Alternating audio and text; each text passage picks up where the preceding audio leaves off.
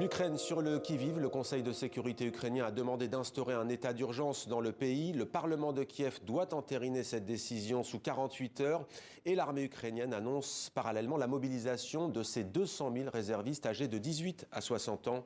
Le récit de Florent Krebseg. L'état d'urgence va être instauré dans tout le pays, à l'exception des régions de Donetsk et de Lugansk. Cette mesure, qui devrait rapidement être approuvée par le Parlement, visera notamment à renforcer les contrôles des documents et des véhicules. Mobilisation des 200 000 réservistes, appel aux Ukrainiens à quitter la Russie. Kiev multiplie les préparatifs face à la menace d'une invasion russe et les déclarations les plus alarmistes. L'avenir de la sécurité européenne se joue en ce moment, chez nous, en Ukraine. Vladimir Poutine, pendant ce temps, posait une gerbe sur la tombe du soldat inconnu à Moscou pour marquer la journée du défenseur de la patrie. Un rôle qu'il endosse en affirmant une fois de plus que les intérêts russes ne sont pas négociables, mais qu'il est prêt à discuter sur le reste. Notre pays est toujours ouvert à un dialogue direct et honnête pour trouver des solutions diplomatiques aux problèmes les plus complexes. Autre image de ce jour, à Kiev, capitale de l'Ukraine, ce drapeau absent à l'ambassade de Russie. Le personnel a été évacué pour officiellement des raisons de sécurité. Et l'Ukraine demande ce soir à ses ressortissants de quitter la Russie sans délai. Bonsoir Vadim Omelchenko, soyez le bienvenu sur TV5 Monde. Vous êtes l'ambassadeur de la République d'Ukraine en France. La question qu'on se pose, c'est comment l'Ukraine va-t-elle réagir après les annonces de Vladimir Poutine? L'armée ukrainienne va-t-elle lancer une offensive dans le Donbass, dans l'est de votre pays? Bonsoir. Bonsoir à tous les spectateurs qui nous regardent.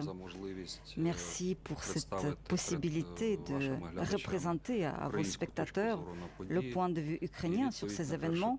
Et la réponse à votre première question est la suivante. L'Ukraine n'a jamais eu l'intention et n'aura jamais l'intention d'attaquer des territoires, quels qu'ils soient.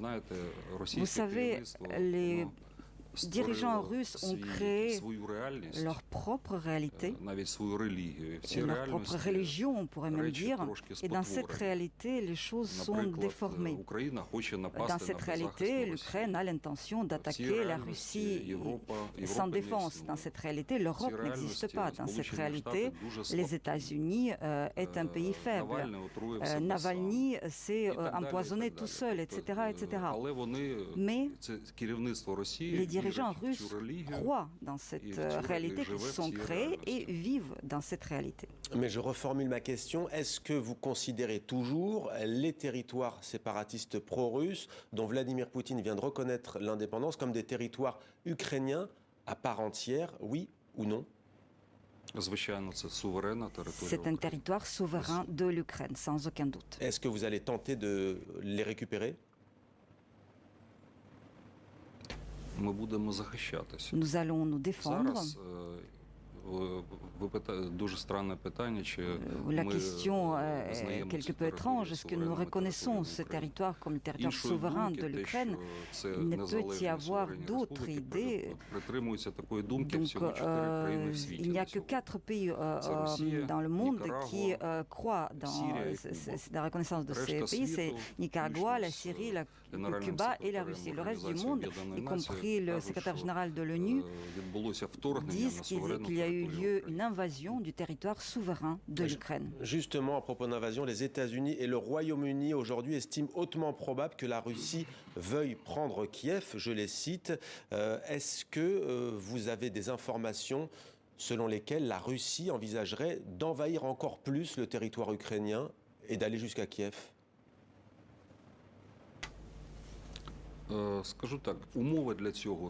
Les conditions pour cela sont créées, sont là. Toutes les forces, y compris les forces qui sont établies tout au long de la frontière ukrainienne, y compris en Biélorussie, sont en position d'alerte. Il leur reste qu'appuyer sur la détente. Quand est-ce que cela se passera et de quel côté aura lieu l'attaque? De quelle puissance? Ça, nous ne le savons pas. Et personne ne le sait. Est-ce qu'il reste encore de la place à la négociation, à la diplomatie? Vladimir Poutine vient de déclarer que la porte du dialogue restait ouverte dans ce conflit. Est-ce que vous continuerez à discuter avec lui, via notamment des émissaires européens?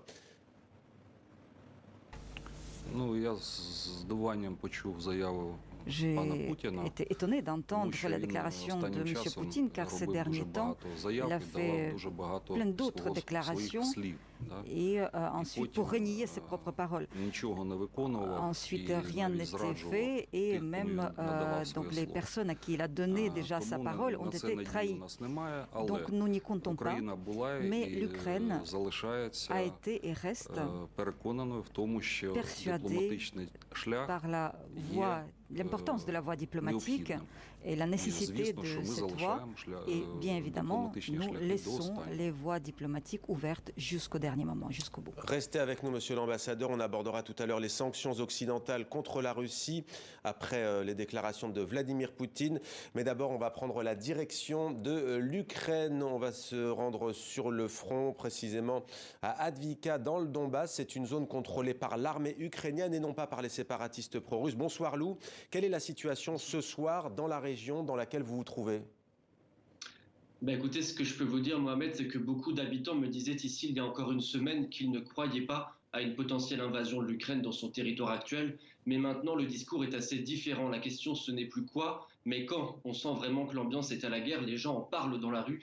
D'autant que on l'a appris tout à l'heure, comme vous le disiez, que les réservistes entre 18 et 60 ans vont être mobilisés. Alors ces réservistes, ils ne sont pas tous appelés en même temps. Il y a différents groupes en fonction de critères d'expérience. La plupart des appelés d'aujourd'hui sont des anciens vétérans de ce conflit qui dure déjà depuis 8 ans. Un jeune Ukrainien avec qui je discutais tout à l'heure m'a montré le message qu'il a reçu ce matin du gouvernement ukrainien, lui demandant de se présenter à son unité. Malgré tout, j'ai presque envie de vous dire, étrangement, la journée a été plutôt calme ici à Advivka, où je me trouve, dans la banlieue de Donetsk, côté ukrainien. Quelques bombardements sporadiques, l'eau est coupée depuis quelques jours, mais il n'y a pas de panique. Les magasins, les services en tout genre fonctionnent toujours. Le plus difficile pour les habitants, c'est l'incertitude, celle de ne pas savoir ce qui se passera dans les prochains jours. Merci beaucoup Lou pour ces précisions. On retrouve notre autre envoyé spécial cette fois à Donetsk, Paul Gogo. Bonsoir Paul. Est-ce que les forces séparatistes pro-russes se préparent à une escalade militaire, oui ou non? Alors, en tout cas, à une escalade militaire, je ne sais pas, mais en tout cas, oui, à la guerre, ça, c'est clair. Le centre de Donetsk est assez impressionnant à voir en ce moment parce qu'il n'y a plus personne en ville et il n'y a surtout que des femmes en ville. Parce que les séparatistes se sont lancés dans une campagne qui n'est même plus un appel, c'est quasiment de la contrainte, puisqu'on a eu écho de certaines personnes qui avaient reçu des visites chez eux, des hommes, pour qu'ils s'engagent dans l'armée. La limite de 55 ans pour l'engagement a été dépassée. Maintenant, tout le monde peut aller se battre sur le front. Même des personnes malades, voire handicapées, sont poussées à aller se battre sur le front.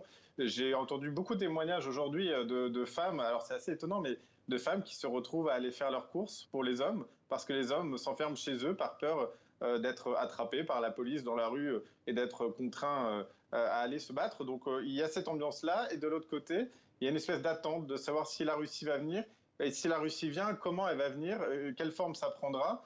On entend tous, nous, de savoir ce que la Russie compte faire dans la région. Et côté ukrainien, c'est la même chose.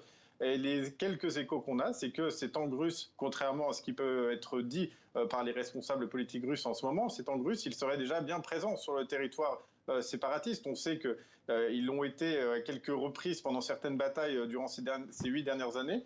Mais là, il semblerait qu'ils se déplacent durant la nuit, qu'ils s'installent dans certaines bases militaires proches du front pour être prêts à quelque chose. Prêt à quoi? Ça, tout le monde se le demande. Merci beaucoup, Paul, en direct de Donetsk, donc dans l'est de l'Ukraine, dans le Donbass. Monsieur l'ambassadeur, on voit tous ces drapeaux dans cette partie de l'Ukraine. Comment vous considérez ces combattants pro-russes et ces forces pro-russes, des Ukrainiens pro-russes? Comment vous les considérez? Comme des rebelles, des séparatistes, des terroristes? Comment vous les considérez? Tout d'abord, je voudrais remercier les journalistes français et rendre hommage à leur courage. Ils travaillent dans la zone de guerre et ils apportent une information objective à vos téléspectateurs. Donc, j'ai pu constater qu'il s'agit d'une information objective. En ce qui concerne la présence militaire, avant même cette décision de Poutine, donc cette décision de faire venir les militaires, militaire. Il faut dire que les responsables donc, de ces unités pro-russes, donc les officiers, à commencer par les officiers et plus haut, c'était déjà des officiers de carrière russe. Donc leur présence est ancienne. Les équipements militaires les plus modernes sont fournis depuis 8 ans et c'est avec ces équipements que la guerre est menée. Aujourd'hui, l'introduction des forces régulières russes, d'après mes informations, aujourd'hui à 16 heures, aujourd'hui sur le territoire de l'Ukraine, en dehors des équipements qui avaient déjà été sur place, il y a aujourd'hui 166 unités militaires, dont les chars, les systèmes de tir et les blindés. Donc il s'agit d'un groupement puissant. Vladimir Poutine a enterré les accords de Minsk. Est-ce que l'Ukraine considère encore comme vivants ces accords ? Non, on ne peut plus considérer, il ne peut plus les exécuter, on ne peut plus les prendre en considération, car les accords de Minsk, d'une manière ou d'une autre, prévoyaient que ces territoires sont des territoires souverains de l'Ukraine. Avec une autonomie. C'était prévu, mais aujourd'hui, ce n'est plus possible, d'autant plus que lorsque le Parlement russe a fait appel au président avec la demande de reconnaître la souveraineté de ces républiques, un des arguments qui avait été avancé était de dire que sur ce territoire, les passeports russes sont distribués déjà à 1 200 000 citoyens. C'est le scénario bien connu qui avait déjà été utilisé en Abkhazie, en Géorgie. On a commencé à distribuer les passeports et ensuite on a fait venir les forces militaires. C'est le début d'une invasion. Déclaration de Joe Biden après la décision de Vladimir Poutine de reconnaître l'indépendance de ces territoires séparatistes de Donetsk et Lugansk. Le président des États-Unis a annoncé un premier train de sanctions contre la Russie. Grégory Fontana nous dévoile cette riposte américaine. Le premier coup de semonce américain était particulièrement attendu et c'est Joe Biden qui vient clore le bal de cette journée de sanctions prise à l'échelle internationale, toutes d'ordre économique et financier.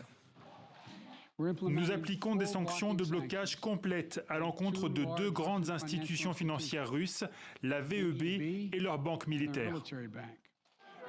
Une première étape dans le démantèlement du réseau financier du Kremlin. Ces 2 banques publiques russes qui financent le secteur de la défense ne peuvent plus réaliser la moindre transaction avec les États-Unis et l'Europe. Moscou ne peut plus non plus négocier sa dette sur les marchés américains et européens.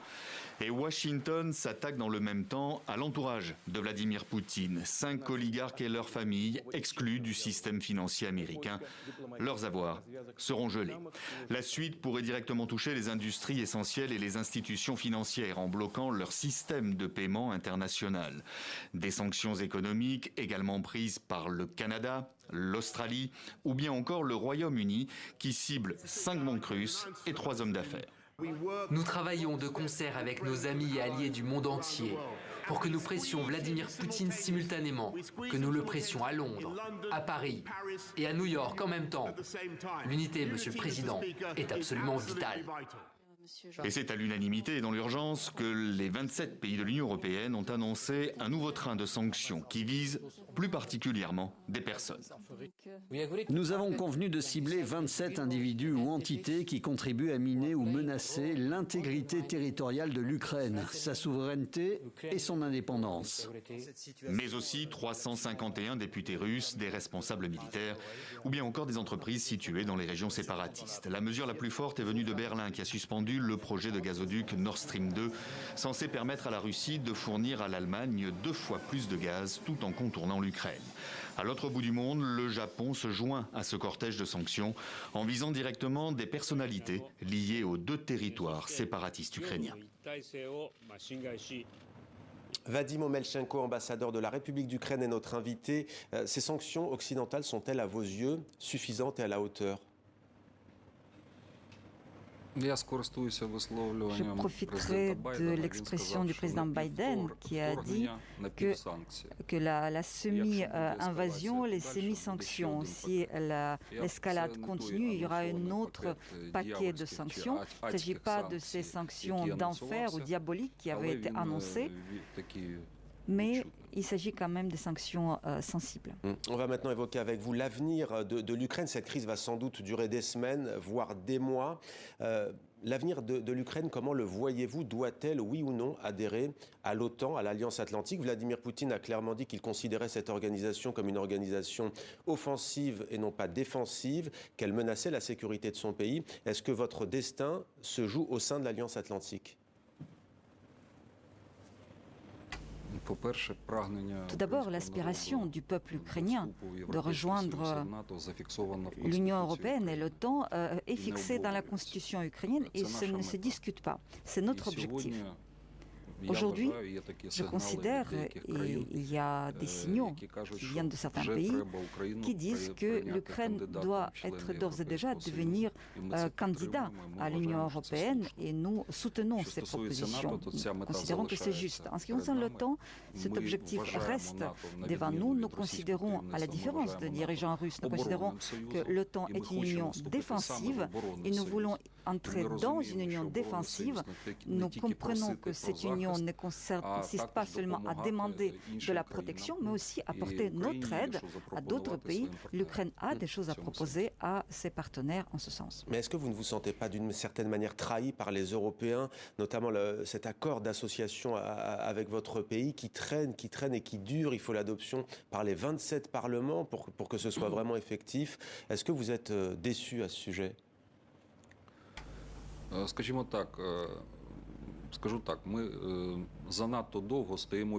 Cela fait très longtemps, trop longtemps que nous sommes devant la porte et nous souhaiterions que le processus aille plus vite. Mais nous respectons nos partenaires et nous considérons que cela pourrait se produire dans les temps proches. Merci beaucoup Vadim Omelchenko, ambassadeur de la République d'Ukraine en France. Merci d'avoir répondu à nos questions en cette période donc très tendue de crise entre la Russie, l'Ukraine et les Occidentaux. Voilà pour cette page consacrée à ce conflit. Rendez-vous sur notre site internet et sur les réseaux sociaux de TV5 Monde pour suivre l'évolution de la situation en temps et en heure.